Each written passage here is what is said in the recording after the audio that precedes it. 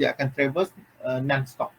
So that's why you kena make sure bahawa node yang terakhir dia akan, especially apabila you buat berjenis user defined type lah, you kena buat sendiri. Okay, the next one, kalau lihat kat sini, ni adalah cara kita nak imagine. So kalau lihat kat sini, untuk bahagian bila kita cakap link list, maka kita akan panggil yang ni sebagai node lah. So node ni dia ada dua elemen, iaitu satu elemen iaitu di bahagian awak punya ni elemen, dan juga this one next. Elemen ni kita panggil sebagai bahagian data lah, sementara next ni adalah bahagian address. Elemen ni dia mengandungi data, yang ni dia mengandungi address. Address apa? Address untuk node yang berikutnya. So you have two element. Okay. So macam ni lah kalau you mention linked list. So imagine linked list maksudnya yang ni kita panggil sebagai singly linked list. Maksudnya dia bergerak one way. A1, A2, A3, A4, A5. Okay, this one we call as a node lah. Yang ni kita panggil sebagai node lah. Okay. So dalam case ni we have 5 node lah. Kita ada 5 node.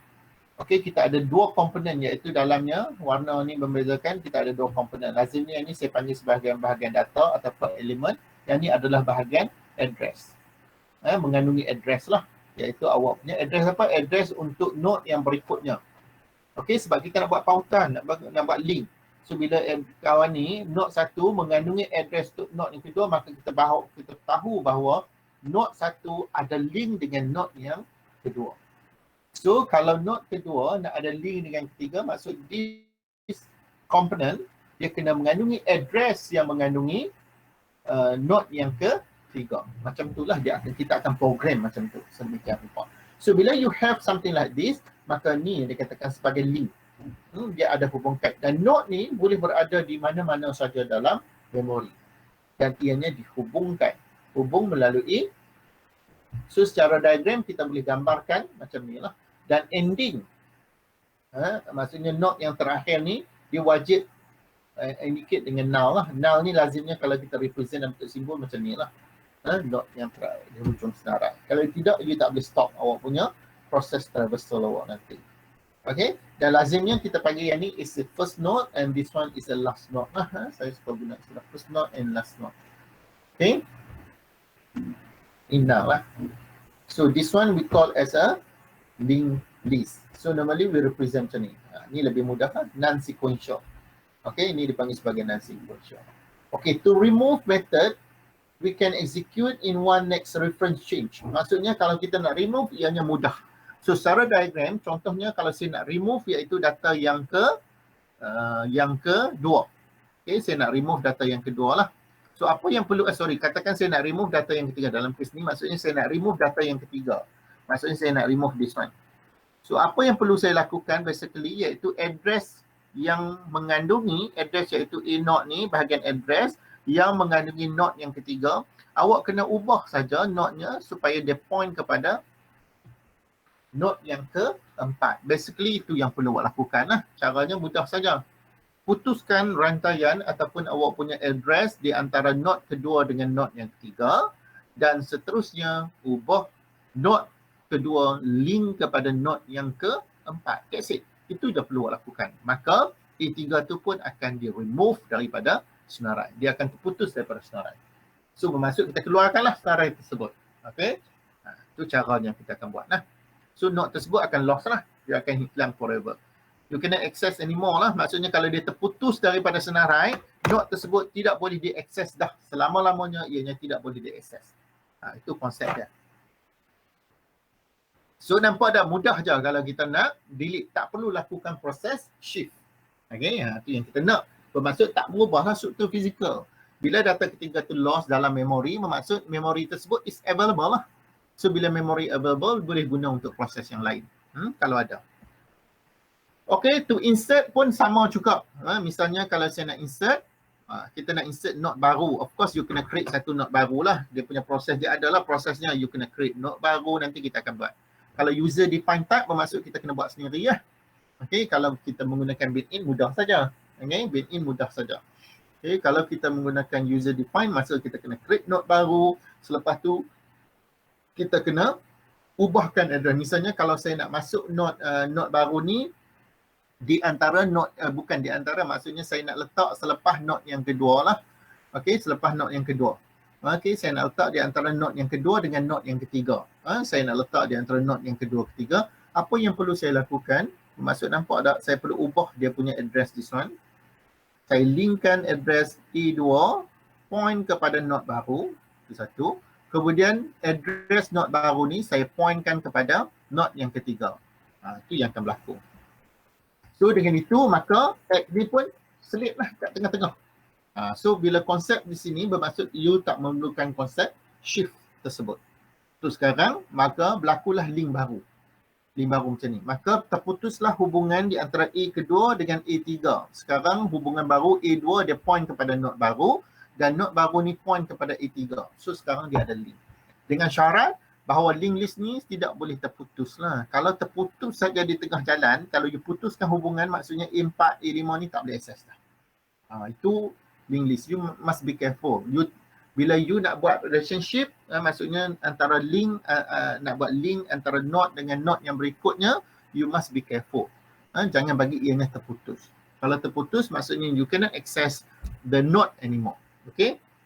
Cuma dekat sini, node ni dia ada dua komponen lah. Komponen pertama bahagian data dan komponen yang kedua yang perlu ada adalah bahagian address. Kedua komponen tersebut adalah komponen yang penting lah.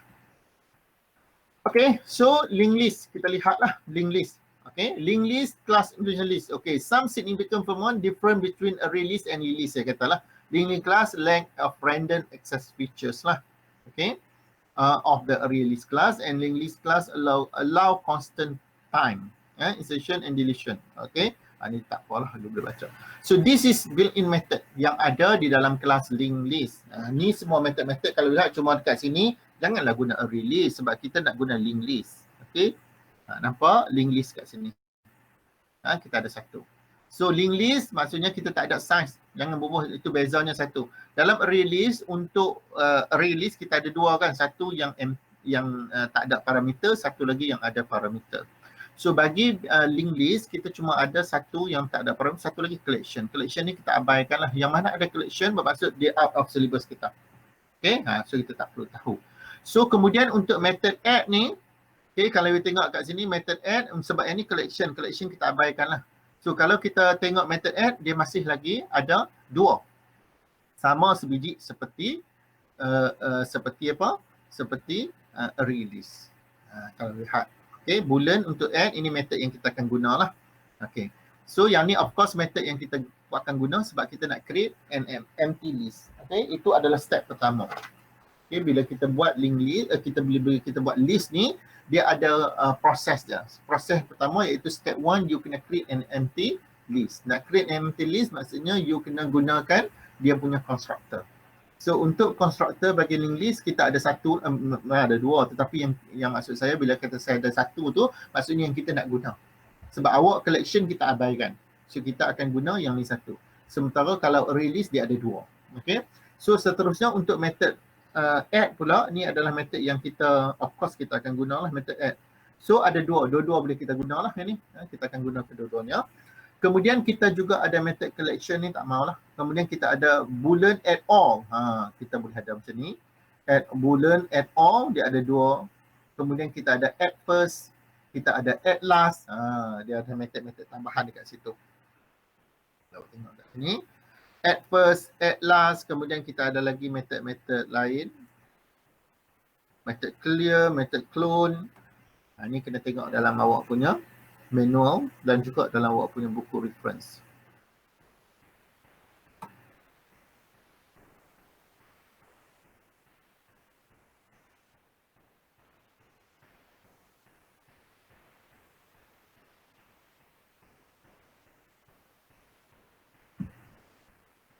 Okay, the next one, kita ada method contain, kita ada contain all. Okay, kemudian kita ada method get. Kalau tengok get, dia menggunakan integer dalamnya. So nanti saya akan tunjuk secara diagram lah. Nampak seperti macam bila kita kata index, dia kepada array list. Tetapi adalah cara dia buat coding. Dengan menggunakan link list, maksudnya dari segi implementation dalam memory, ianya adalah link list, bukannya secara array list lah. So kita ada method-method yang awak boleh guna lah. Get first, get last, index of. Kita ada method isEmpty, iterator dan sebagainya lah. Kita boleh guna method lain. Dan kemudian kita ada metod-metod yang lain ni. Okay. So metod yang kita nak guna ni antaranya kita ada add first. Kita faham lah daripada metod ni pun sebenarnya kita boleh agak dah. Awak refer lah muka manual nah. So bila dikata dia berjenis boolean, kita boleh tahu dah metod ni object element. So add first bermaksudnya sini dia akan element has been insert at the front of the linked list. Okay, bila kita buat linked list ni, okay, bila kita buat linked list untuk proses add ni bermaksud linked list kita boleh imagine macam ni lah. Okay.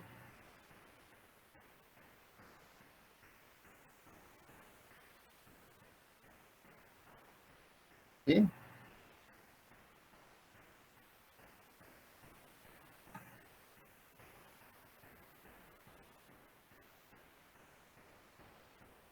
Dah keluar daripada screen. Okay, ini adalah link list awak lah. So proses yang kita ada iaitu kita boleh tambah di depan senarai lah. Ni maksudnya kalau kita ada new node untuk add, new node kita boleh tambah di depan senarai. Kita boleh tambah juga di belakang senarai.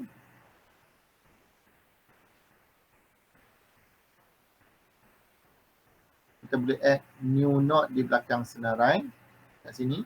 Dan juga kita juga boleh add node di, maksudnya di tengah senarai. Di tengah.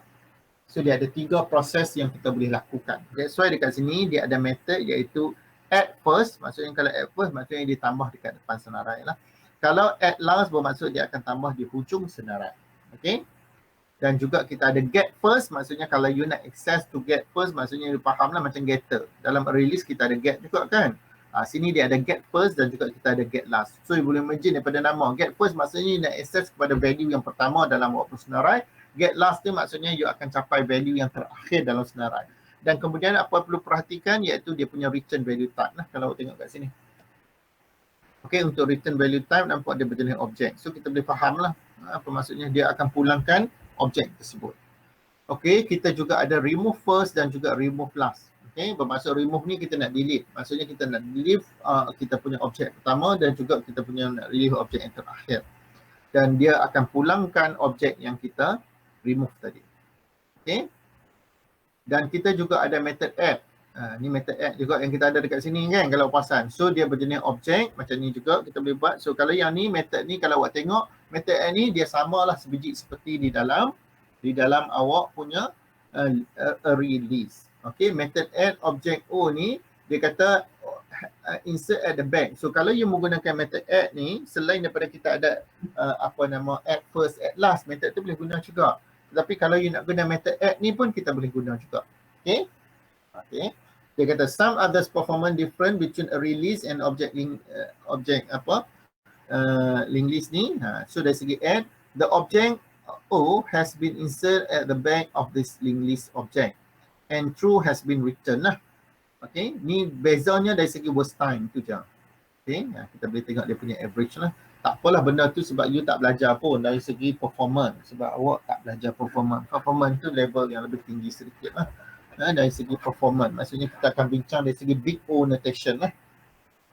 So apa yang perlu tahu bahawa awak kena tahu juga dalam link list kita juga ada method add.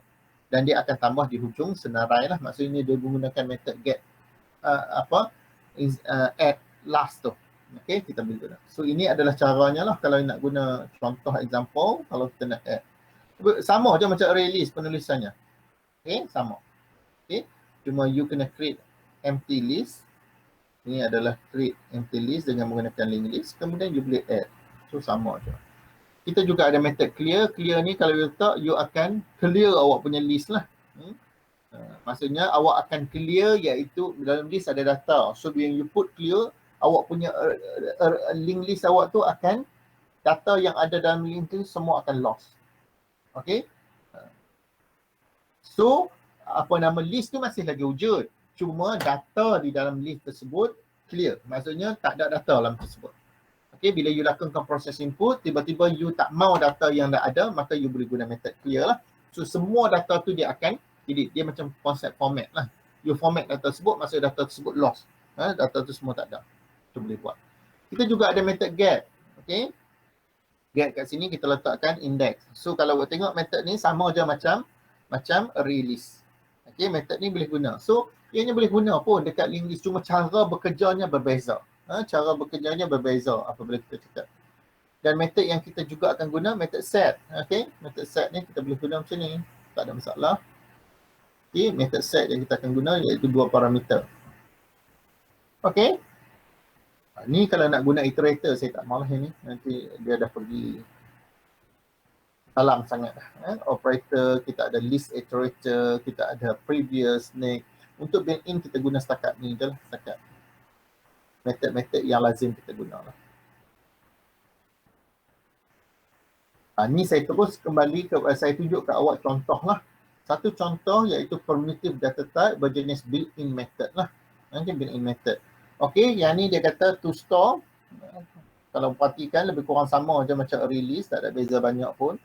So dia kata to store integer number into linked list. Then calculate the sum of number. Okay, this shows sum of method belong to linked list lah. Okay, ni adalah seperti biasalah, ni adalah untuk input purposes. Scanner, buat scanner dulu. Okay, seterusnya kita akan create, ini adalah step 1 awak. Ni step 1. Dia sama macam array list.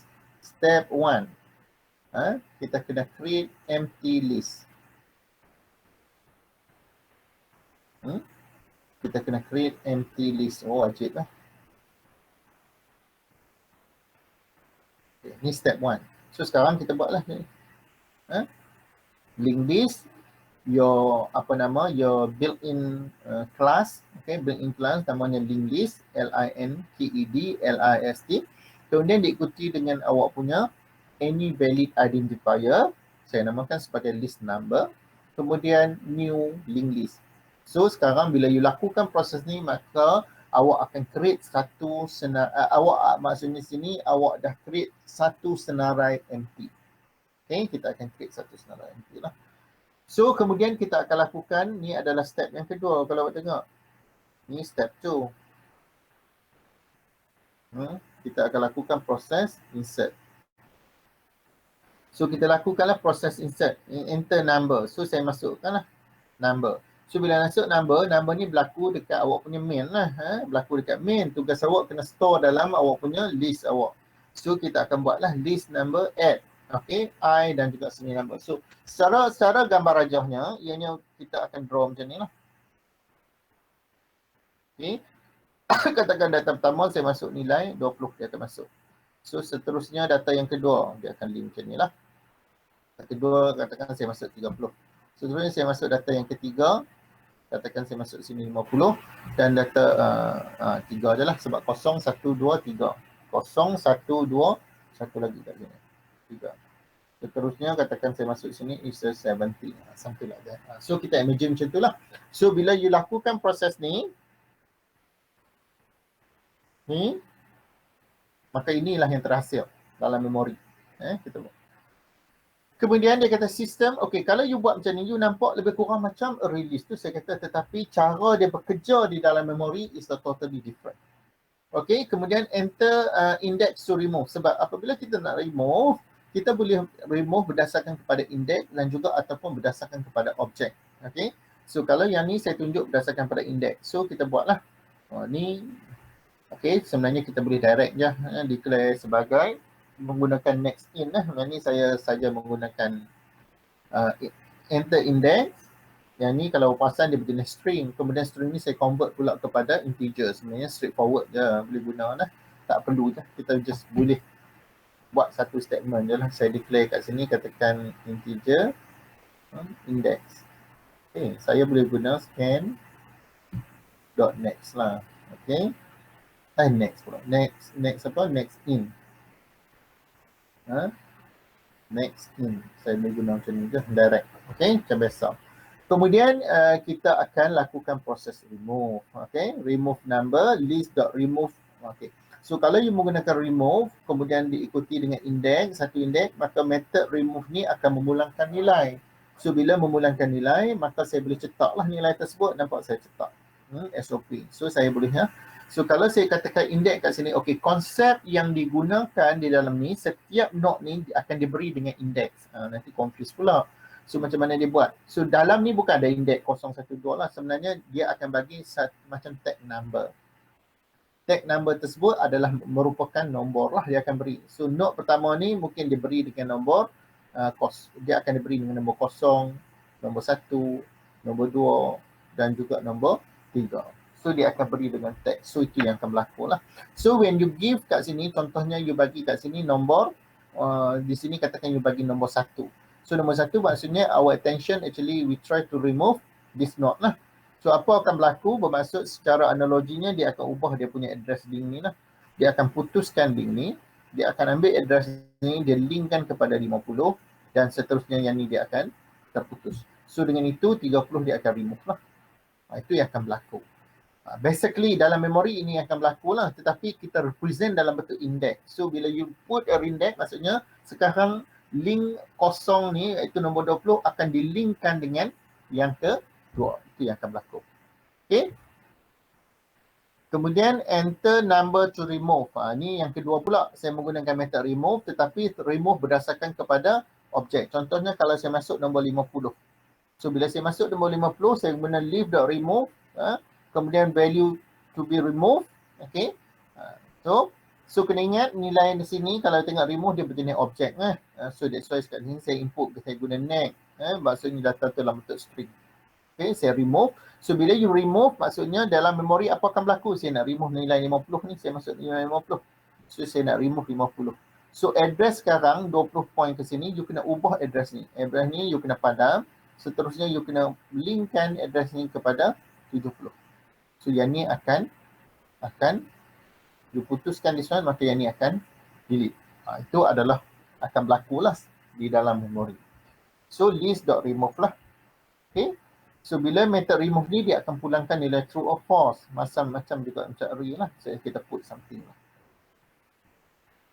Kemudian saya juga boleh lihat iaitu contain the list after remove. Saya boleh letak je list number. Okay, kalau you buat macam ni, you tak menggunakan for. Kalau you tak menggunakan for bermaksud, kalau guna for, you kena guna bersama-sama dengan method get lah. Boleh buat macam tu. Okay, bermaksud kalau nak replace semua, kita ada dua lah. So kalau you guna for, tanya you letak kat sini integer I equal to 0. Kemudian you letak list number. Kita boleh guna dot size. Dan I++ tu awak dah letak. So kalau you nak menggunakan get pun tak ada problem. Okay, you boleh buat misalnya SOP. Kemudian you guna method apa nama list number dot get kat sini. Okay, get kemudian diikuti dengan I. So kalau you buat sendiri, for ni bermaksud formatting untuk value tersebut, you boleh tentukan sendirilah. Tetapi kalau you buat macam ni, nampak tak content of the list after remove plus list number, you print list number, maka dia akan buat formatting yang spesifik untuk awak. Formattingnya dia akan keluar dalam bentuk bracket macam ni, kemudian diikuti dengan value di dalamnya. Dia ada koma-koma macam ni lah. So value yang tinggal kat dalam ni, kalau tadi katakan kita ada nilai 20 dan juga nilai 70. Formattingnya you tak boleh ubah. Okay, dia akan keluar fix macam ni lah. So kalau you nak buat your own formatting, bermaksud you kena guna for together dengan method get. Tak ada cara lain. Okay, itu cara dia. So it's up to you lah. Okay, kemudian dia keluar pula the numbers of element in the list lah. Yang ni adalah proses untuk kira total. Seperti biasa nak kira total, you kena guna method get lah. Okay, guna method get. Ini for macam biasa kita buat. Kemudian method get. Kemudian get ni kena ingat dia pulangkan data berjenis objek.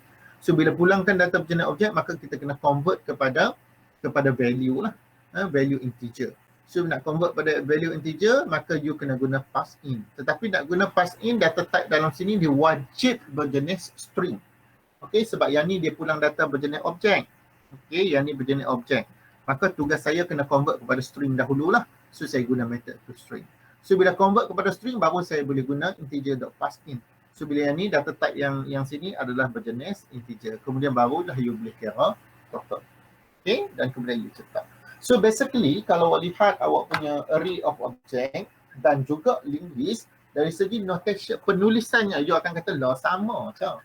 Sini ada index, sana pun ada index. Ya, betul. Dari segi notation penulisannya nampak macam sama. Tetapi cara bekerja is a totally different. Itu yang saya tunjuk kat awak. Cara bekerja iaitu kita represent dalam bentuk note. Caranya dia ubah iaitu dia akan link saja address tersebut. Okay, kalau dalam menggunakan array list, you kena shift. So ini tidak akan berlaku lah apabila you menggunakan linked list. Okay, itu je bezanya. Okay, so basically macam ni dia punya penyelesaian. So kalau awak tengok array list dan juga linked list, soalannya dia punya penyelesaiannya lebih kurang sama je penulisan untuk built-in. Sama ada untuk primitif ataupun yang bersifat berjenis reference. Ianya exactly sama seperti array list. Cuma cara bekerjanya saja yang akan berbeza. Okay. So, saya rasa saya nak stop kat sini dan insyaAllah kita akan sambung by next week. By next week,